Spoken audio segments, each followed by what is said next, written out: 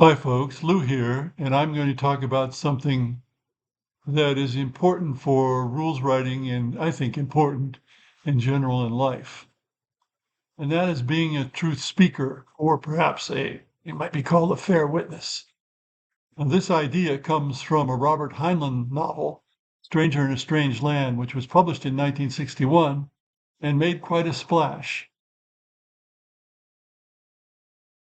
Now, what does it mean? It means that you don't say anything more than you actually know. You don't make assumptions. So the big example is you're looking at a house from some distance and the house looks like it's white. Most people would say that house is white. A truth speaker would say this side of the house is white.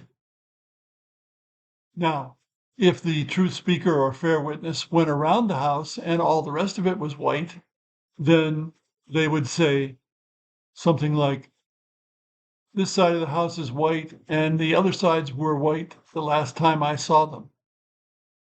They wouldn't assume that they remained white unless a very short time had passed and it wasn't possible for them to change color.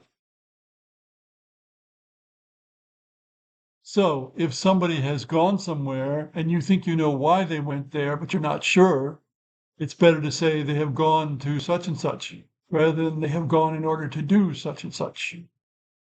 And that can be very important. I remember an example where I failed to be a truth speaker and I should have been when I was in college. Now, this means that when you write rules, you don't make assumptions as far as possible. You state exactly what the truth is and no more. Now, this is sort of antithetical to people who, quote, read between the lines when they're listening to somebody talk or when they're reading something and make assumptions about what that person means, even though they didn't say so. I despise that, but it's something everybody does to a greater or lesser extent.